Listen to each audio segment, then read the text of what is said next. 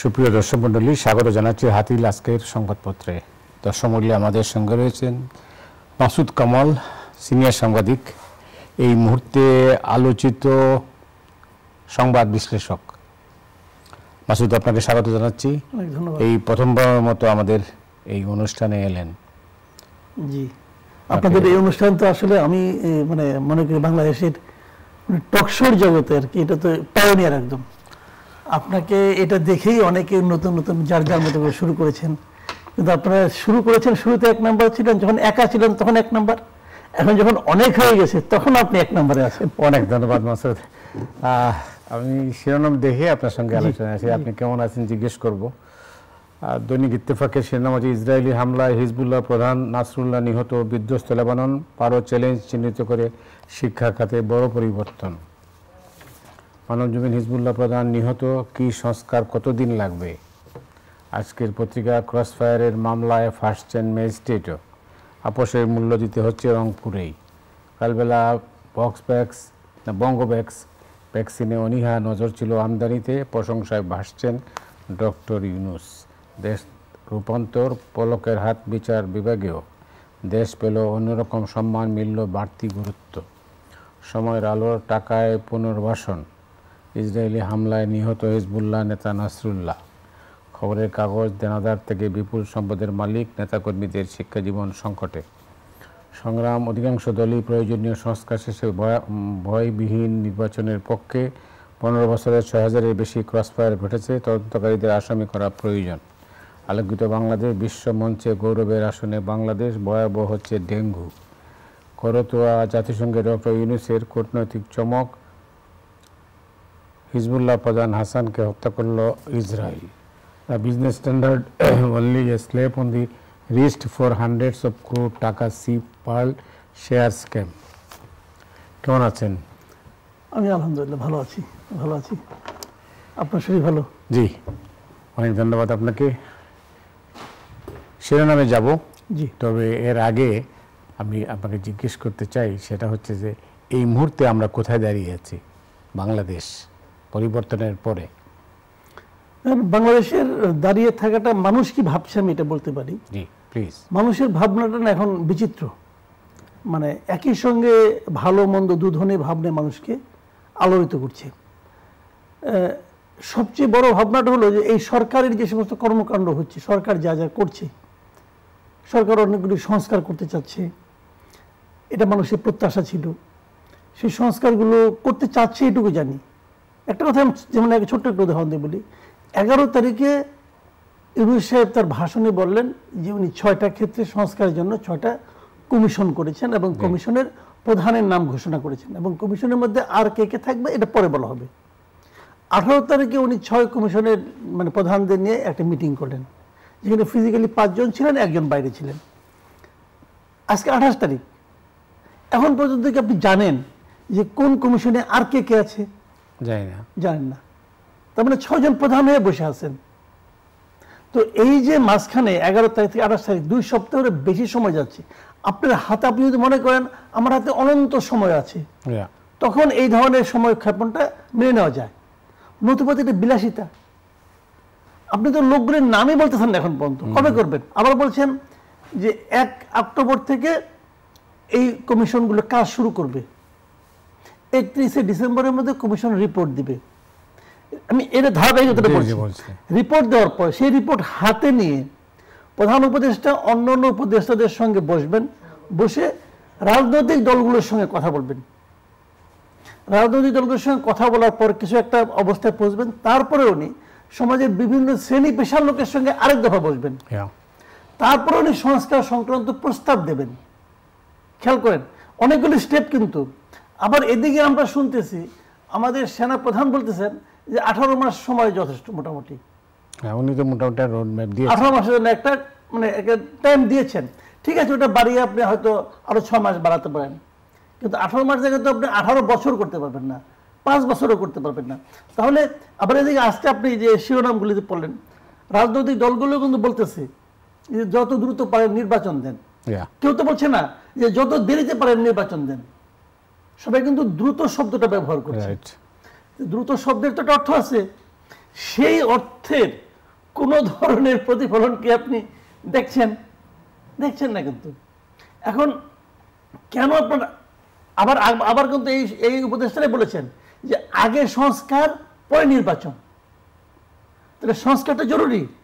আবার এর মধ্যে শুনলাম জাতিসংঘের প্রধান উপদেষ্টা বললেন যে আরো বিভিন্ন ক্ষেত্রে সংস্কার করা হবে, গণমাধ্যমের সংস্কারের জন্য একটা কমিশন ওনারা করবেন।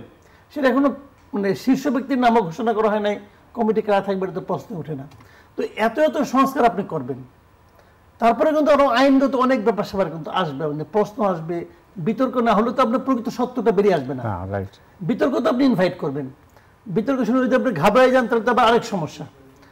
আর উনি তো বলেনি যে আপনারা আমার সমালোচনা করুন, প্রাণ খুলে সমালোচনা, এভাবে বলছে কিন্তু প্রাণ খুলে সমালোচনা বলেছেন, তো সমালোচনা হবে, সেগুলো আপনাকে কিন্তু ধারণ করতে হবে, সমালোচনাকে প্রত্যাখ্যান করলে চলবে না, সবগুলোকে ধারণ করবেন, করে তারপরে আপনি কিভাবে কি করবেন আমি কিন্তু মানে খুব একটা আশাবাদী হতে পারছি না। আবার যাদের নিয়ে এগুলি করা হচ্ছে না, মাত্র 2 মাসের মধ্যে আপনি কতটুকু আশাবাদী হবেন? আমি প্রক্রিয়াটা শুরু হবে না।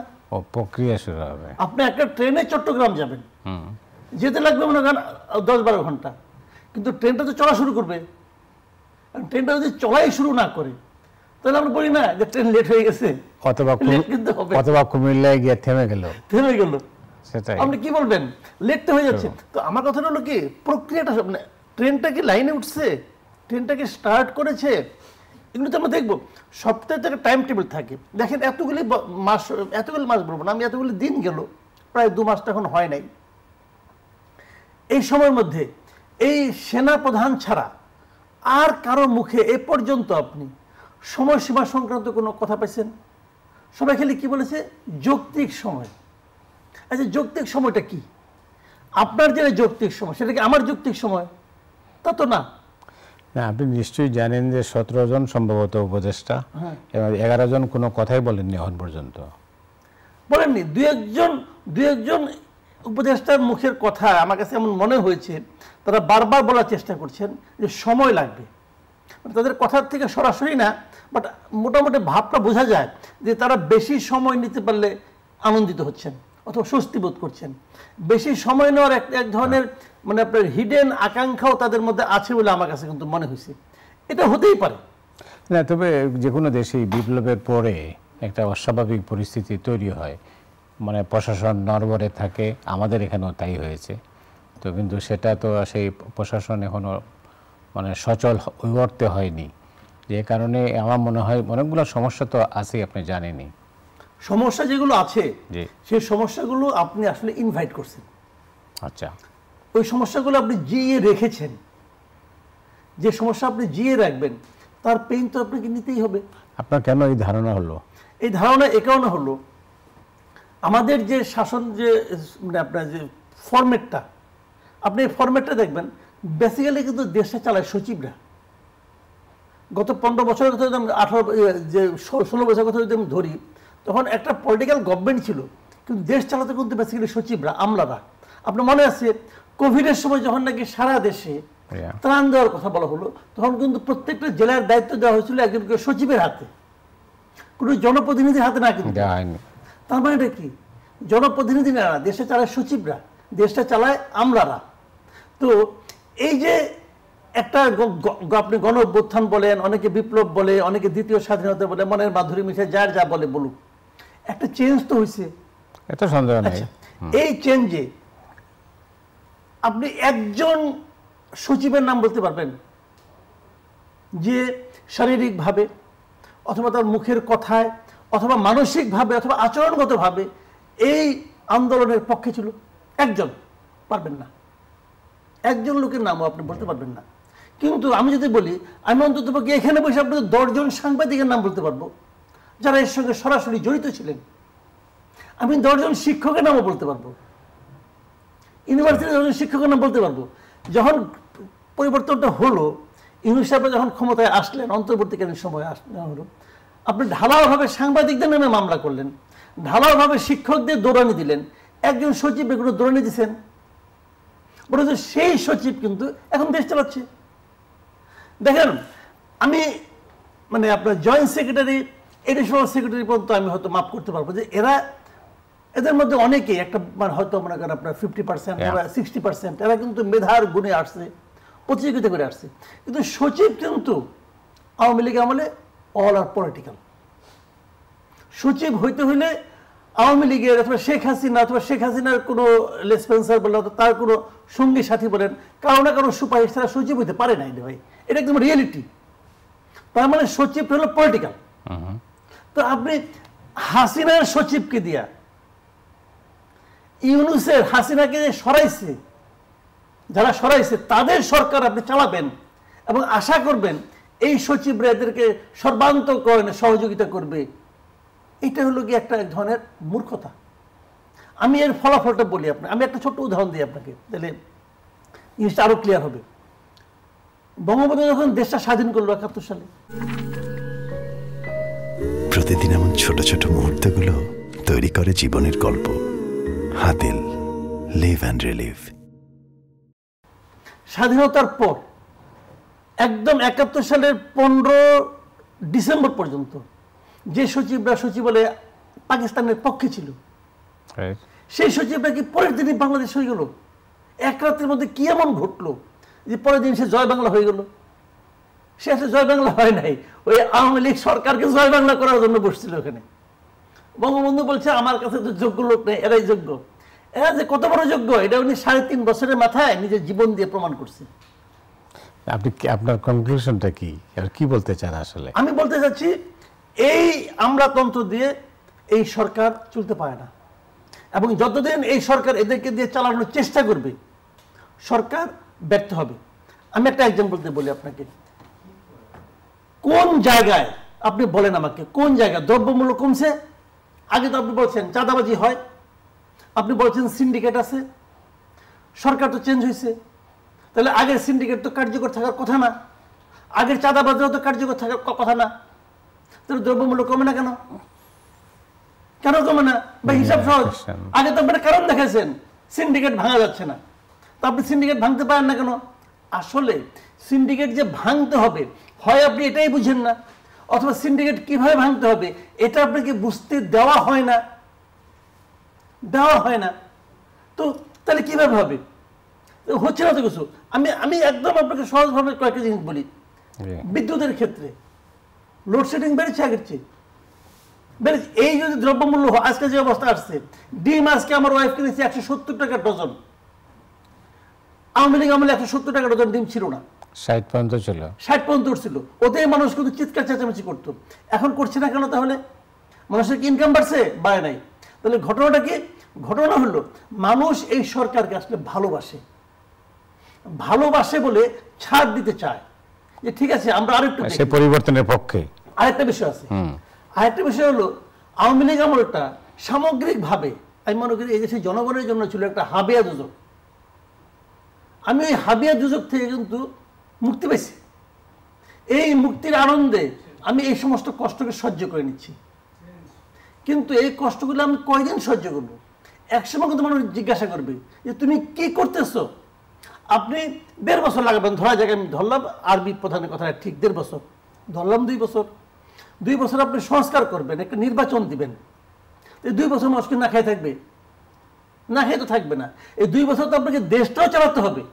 আপনি 2 বছরে বিদেশ থেকে অনেক সাহায্য আনবেন, অনেক ডলার আনবেন, সব মানতেছি আমি। 2 বছরে আপনি বিদেশের টাকা পাচার হতে দিবেন না, ওইটাও ঠিক আছে। অর্থনৈতিক থেকে আনবেন, এটাও ঠিক আছে, কিন্তু দেশটা তো চালাতে হবে, মানুষ তো খাবে এই সময়। মোদি ভাই আমার যেটা বিবেচনা, একমাত্র আমি বলি, একমাত্র বাংলাদেশ ব্যাংকের গভর্নর ছাড়া আর কারো কাজ আমার কাছে পছন্দ হচ্ছে না। একমাত্র ব্যক্তি যিনি কাজ করছেন এবং দেখিয়ে দিচ্ছেন প্রথম দিন থেকেই যে কিভাবে কাজটা করতে হয়। উনি কিন্তু ব্যাংকিং সেক্টরে কিন্তু মোটামুটি একটা নিয়ন্ত্রণে নিয়ে আসছেন। আমাকে এখানে বোধহয় শেষ করতে হবে এই পর্যায়ে। আমি অন্য কাগজের শিরোনামে যাই, তাহলে আপনি ওই আলাপ করতে পারেন। আপনি জানেন যে হিজবুল্লাহ প্রধান হাসানকে হত্যা করেছে মানে ইসরায়েল, এবং এটা মধ্যপ্রাচ্য সহ তামাম দুনিয়াতে এটা ব্যাপক প্রতিক্রিয়া হয়েছে, বাংলাদেশেও প্রতিক্রিয়া আছে। তো সেই পরিস্থিতিটা আপনি কিভাবে দেখছেন? এটা তো ইসরায়েলের এক ধরনের মাস্তানি। ইসরায়েলের মাস্তানিটা এই ধরনের, ইসরায়েলের কথা হলো আমার যা ইচ্ছা আমি তাই করবো। আমার যা ইচ্ছা আমি তাই করব, করে কখনো কখনো একটা অজুহাত দেব, কখনো কখনো আমি কিছু দিবও না, আমি গাইড জোরে করবো। তবে একটা যুক্তি যে আমার দেশের নাগরিকের নিরাপত্তা দেখার অধিকার আমার আছে, এই জন্য আমি আরেক দেশে যাই নিয়ে মারবো। এবং সে বলতেছে তাকে আমরা গত এতদিন ধরে ফলো করতেছি, তাকে মারবো আমরা। তো এখন কেউ তো কিছু বলে না। এটাকে আন্তর্জাতিক পর্যায়ে আন্তর্জাতিক কূটনীতির কোনো ফর্মুলা গ্রহণযোগ্য? কোনো ফর্মুলা গ্রহণযোগ্য না। এটাকে তারা নতুন করতেছে। এর আগে ইরানে তারা মারে নাই, ইরানে মারছে। তার যারা বড় ভাই আছে এই আমেরিকা, তারা তো কাশ্মীরকে মারছে, ইরানি একদম মারছে, সে ইরাকে গেছিল, বাইরে ফেলেছে। তো এগুলো তারা তো করতেছে।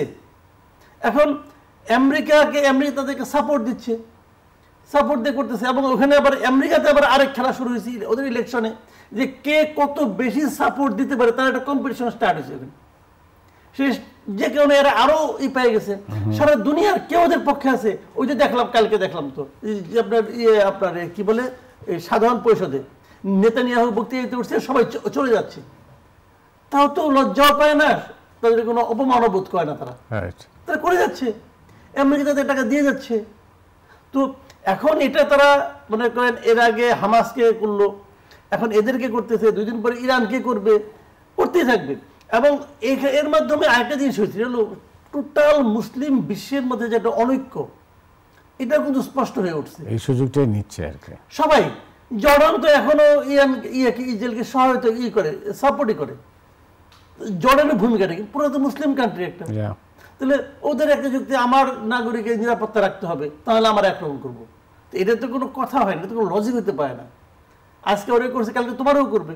এখন এই যে জিনিসগুলো আমি মনে করি এটা আসলে মুসলিম বিশ্বের মধ্যে যে অনৈক্য, তাদের মধ্যে যে হানাহানি, সেই জিনিসটা আরও একবার স্পষ্ট হয়ে গেছে। আর ওনারা ইসরায়েল আমেরিকা তারা তাদের তো এটা অনেক পুরনো স্বভাব, তারা এটা ইসরায়েলকে দিয়ে তারা এগুলো আমাদেরকে সাহায্য করবে। এটা হলো একদম সরাসরি কথা যে আসলে মুসলমানদের ব্যাপারে আমার মনে হয় যেন কেন এদের মধ্যে একটা ওদের মধ্যে একটা ঐক্য আছে মুসলমানদের উপর আক্রমণ করতে। এটা যদিও একটা ধর্মীয় বক্তব্য দিয়ে দিলাম, কিন্তু আমি মনে করি এটি সঠিক। ধন্যবাদ আপনাকে। সময়ের আলোচনার নাম হচ্ছে টাকায় পুনর্বাসন। এটা অর্থটা হলো, আমি একটু দেখছিলাম, সে যারা মানে পরিবর্তনের যারা ক্ষতিগ্রস্ত, এখন পরিবর্তনে যারা খুশি বা যারা আছেন সামনে ফ্রন্ট লাইনে, তারা এখন টাকা দিয়ে পুনর্বাসিত হচ্ছেন। এটাই হলো চিত্র রিপোর্টটার আর কি। না, এটা তো হয়েছে, টাকায় পুনর্বাসন, টাকায় পলায়ন, এটা তো হয়েছে। যত এই দেখেন আপনি, আমি বলি শেখ হাসিনা কি 5 তারিখে চলে গেল না? 4 তারিখে কি ওনার দলের কেউ দেশে ছিল না? সবাই ছিল। আপনি কাউকে তো পাচ্ছেন না, সেন্ট্রাল লিডার কাউকে পাওয়া গেছে 2-1 জন ছাড়া, পাওয়া যাচ্ছে না। তো পাওয়া যাচ্ছে না কেন? তারা সব পলাই গেছে। কিভাবে পলাইলো? এই যে মনে করেন অস্ট্রেলিয়া চলে গেছে, কেউ চলে গেছে স্পেন। আচ্ছা, এটা কি উড়ে গেছে? পাখা দিয়ে উড়ে যায় নাই, তারা তো বিমানবন্দর দিয়ে গেছে। বিমানবন্দরে কি করে গেল? ইমিগ্রেশন তো একটা আছে, ইমিগ্রেশনে আপনার পাসপোর্টটা দেওয়ার পরে হয়তো সিল মারে। সিলটা কে মারে? সে সিল মারার আগে তার কম্পিউটার এন্ট্রি করার পর সে তাকে চিনে না, জানে না। এটা হলো কি, সব এগুলো টাকার বিনিময় হয়েছে। আমি আপনাকে দায়িত্ব নিয়ে বলছি, টাকার বিনিময় হচ্ছে। কেউ একজন এখান থেকে আপনার ঠিকাদারি নিচ্ছে যে তুমি আমাকে 5 কোটি টাকা দেবা, 10 কোটি টাকা দেবো, তোমাকে আমি পার করে দেবো, এবং তারা দিতে পারতেছে। এখন যে ইমিগ্রেশনের যে অফিসারটা সিলটা মারলো, আপনি এটা তো বের করে তো 1-2 মামলা।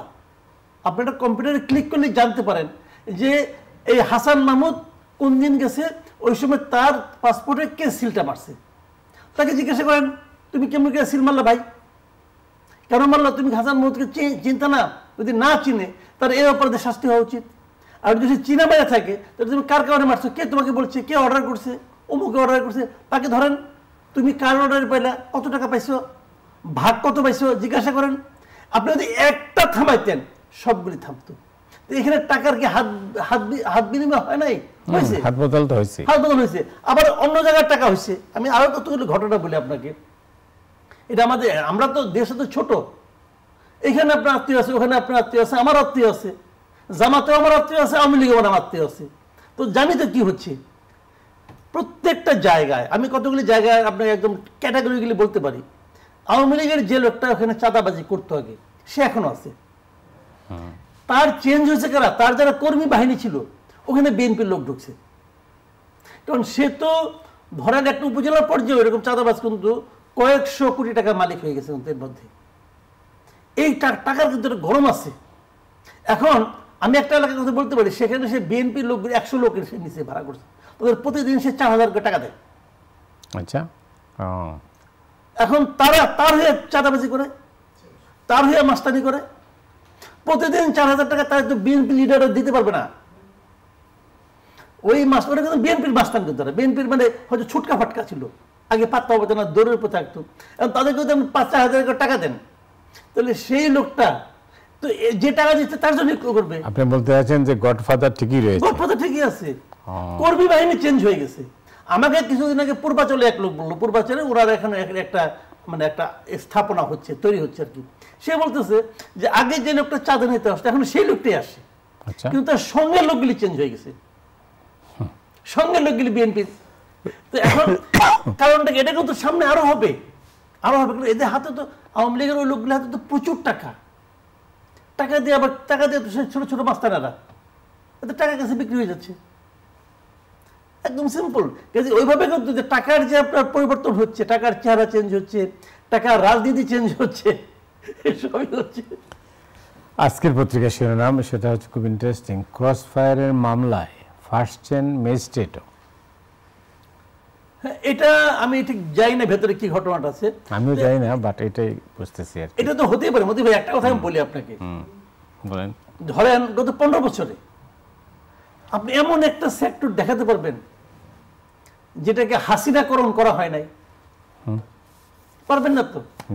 বিচারককে পাবেন দেখাতে হাসিনাকরণ হয় নাই, বিচারক হয়েছে, ম্যাজিস্ট্রেট হয়েছে, পুলিশ হয়েছে, আমলা হয়েছে, শিক্ষক হয়েছে, ইঞ্জিনিয়ার হয়েছে, ডাক্তার হয়েছে, কে হয় নাই?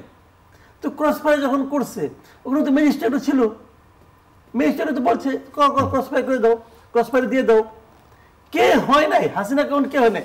এবং এটা তো খুব ইন্টেনশনালি করা হয়েছে যে রাষ্ট্রের প্রত্যেকটা প্রতিষ্ঠানকে ধ্বংস করে দেওয়া হবে, এবং যখন রাষ্ট্রের প্রত্যেকটা প্রতিষ্ঠানকে আপনি ধ্বংস করে দিতে পারবেন তখন তো সবকিছু আপনার কথা মতো উঠবে, আপনার কথা মতো বসবে। এবং সে তো তাই করছে বেসিক্যালি। কোথাও তো আপনি কোনো নিয়ম নীতি পাবেন না, যারা আপনি দেশের আইন প্রয়োগ করতে। আমি একটা ছোট্ট একটা কথা বলি, আপনিও শুনছেন, এটা নতুন কিছু না। অনেকে আমি বলতে শুনছি আদালতে যে কোর্টে যখন যাব আমি আর উকিলকে টাকা দিব কেন? আমি তো উকিলকে বড় উকিল তো আমার দরকার নাই, আমার একটা উকিল হইলে হইলো, টাকা তো দিব আমি যে বিচার করবে তাকে। হয় না এরকম? বহু হয়েছে। তো এগুলো কেন? এগুলো তো হতে দেওয়া হয়েছে, সরকার ইন্টেনশনালি এটা হতে দিয়েছেন যে হোক, হইলে তো সবই। যখন একজন বিচারক যখন করাপশনে জড়াই যাবে তখন উনি যখন বলবে এটা করো এটা করো, তখন সে আনন্দের সঙ্গে করবে। এটাই হয়েছে। আরেকটা শিরোনাম দেখছিলাম যে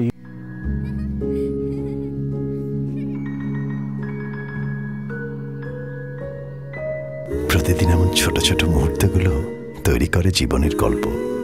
Hatil, live and relive. UP চেয়ারম্যানদেরও অপসারণ করা হচ্ছে, এটার ভালো দিক খারাপ দিক কোনটা, কিরকম? এগুলো হলো কি আমি বলি আপনি, এগুলো তো অবশ্যই ভালো দিক।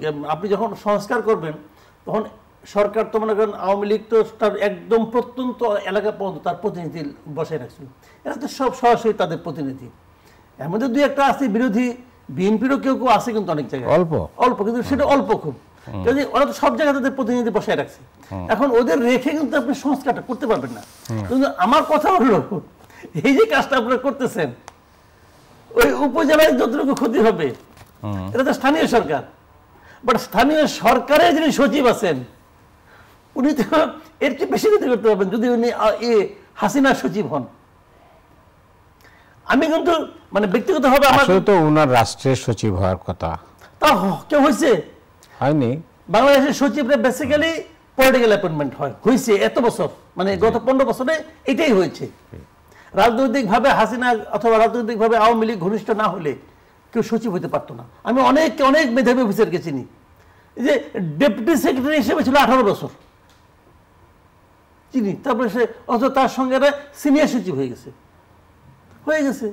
এখন হয়তো উনি তারস্বরে বলার চেষ্টা করছে যে আমি কোনো দল করি না, আমি বিএনপি করি না, অমুক করি না, বলার চেষ্টা করছে, কিন্তু কাজ তো হয় নাই। বৈষম্য বিরোধী আন্দোলনের মাধ্যমে সরকার আসছে। বৈষম্য নাই, সচিবালয়ে বৈষম্য নাই। আপনি বলেন একটা ছোট্ট একটা উদাহরণ দিয়ে বলি, এই যে ক্যাডারগুলির মধ্যে আন্তঃক্যাডার বৈষম্য নাই, তাহলে প্রশাসনের সবাই সব জায়গা দখল করে বসে আছে। বৈষম্যটা আছে বলেই কিন্তু ওই প্রাইজ পোস্টিং এর শব্দটা আছে। এবং সেই প্রাইজ পোস্টিং নেওয়ার জন্য কয়েকদিন আগে ডিএসি দেওয়ার জন্য সচিবালয়ে মারামারি হয়েছে না? হয়েছে মারামারি। তবে ওটা প্রাইজ পোস্টিং, নাহলে মারামারি হয় কেন? একই তো পোস্ট, তোমার তো প্রমোশন হচ্ছে না। মাসুদ কামাল, শেষ কথাটা কি? শেষ কথা হলো, আমি সরকারকে অনুরোধ করব, যেহেতু সরকার প্রধান নিজেই বলেছেন যে আমাকে আপনারা প্রাণ ভরে সমালোচনা করেন, এটা কিন্তু এই কারণে বলেন নাই যে যারা সমালোচনা করবে তারা সমালোচনা করতে করতে একসময় তাদের চাপা ব্যথা হয়ে যাবে, ক্লান্ত হয়ে যাবে, এই জন্য বলেন নাই। উনি বলেছেন এই কারণে যে অনেক কিছু আমি দেখতে পাই না, অনেক কিছু হয়তো আমি জানতে পারি না, আপনারা সমালোচনা করলে সেটা আমরা জানতে পারবো। আপনি জেনে কি করবেন যদি অ্যাকশন না নেন? তো আমার কথা হলো যে সমালোচনা যারা আপনি করতে বলেছেন, আপনাকে আমি রিকোয়েস্ট করবো আপনার সমালোচনাগুলো শুনুন, শুনে আপনি দেখুন এখানে কতটুকু আপনার জন্য গ্রহণ করা প্রয়োজন, গ্রহণ করুন। একটা কথা মনে রাখতে হবে, যদি এই সরকার ব্যর্থ হয় দুটো ঘটনা ঘটবে। এক নম্বর ঘটনা হলো আমরা কিন্তু আরেকটা 5ই আগস্ট ইহজীবনে পাবো না। এটা ব্যর্থ হওয়া মানে দেশটাকে একদম পেছনে ফেলে দেওয়া। আর দ্বিতীয় হলো আমাদের দেশে কিন্তু আরেকটা ডক্টর ইউনূসও নাই। কাজে ডক্টর ইউনূস যাতে ওনার এই পুরা এই সরকারের ব্যর্থতা হইলে সেটা কিন্তু লোকে শেষ বিচারে ডক্টর ইউনূসের ব্যর্থতা হিসেবে বিবেচনা করবে। এই বিষয়গুলো আপনারা সতর্ক থাকবেন, এটি আমার বক্তব্য। অনেক অনেক ধন্যবাদ আপনাকে। দর্শক মণ্ডলী, আজ এ পর্যন্তই। আপনারা সবাই ভালো থাকুন। শুভরাত্রি।